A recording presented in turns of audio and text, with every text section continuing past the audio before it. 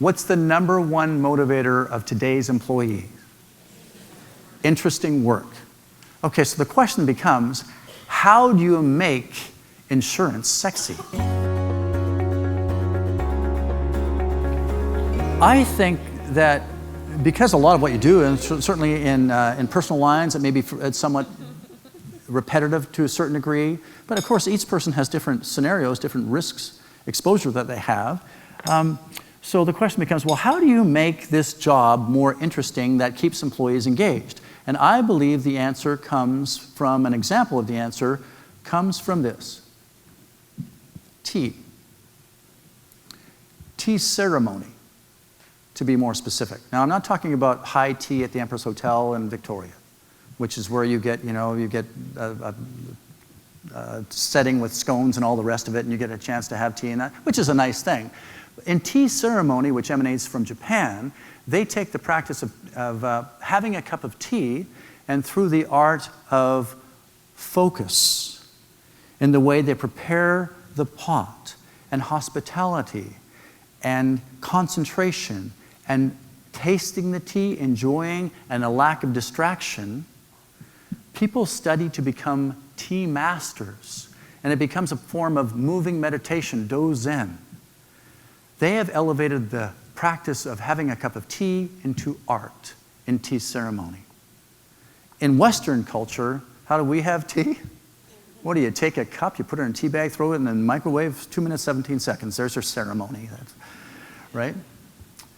And we're in the middle doing other things when we have tea, but what they do is they make it meaningful and mindful because they look at the subtleties of the way they do it. Here's my point.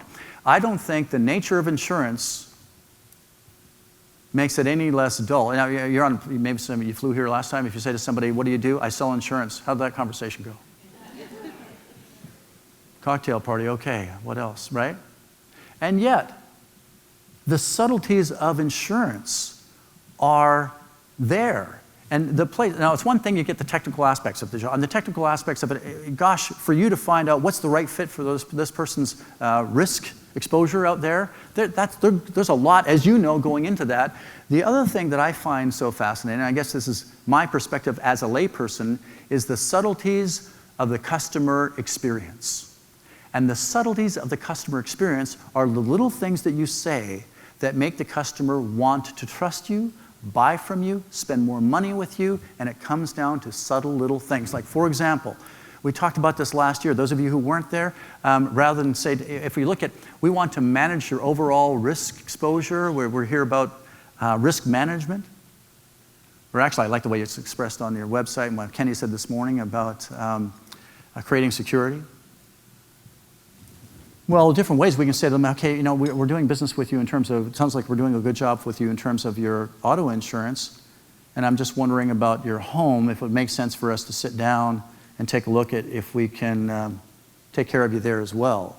Would it be helpful if we put together a quote for you? Now, you notice I did a few little things. I did not say, hey, do you want us to give you a price on home insurance? Nobody wants insurance. It's a grudge purchase. But instead of saying, do you want it? Would it make sense? Would it be useful? Would it be helpful? And then would it be helpful if we put together a quote for you? So then it's just a lot less like I'm trying to sell you something.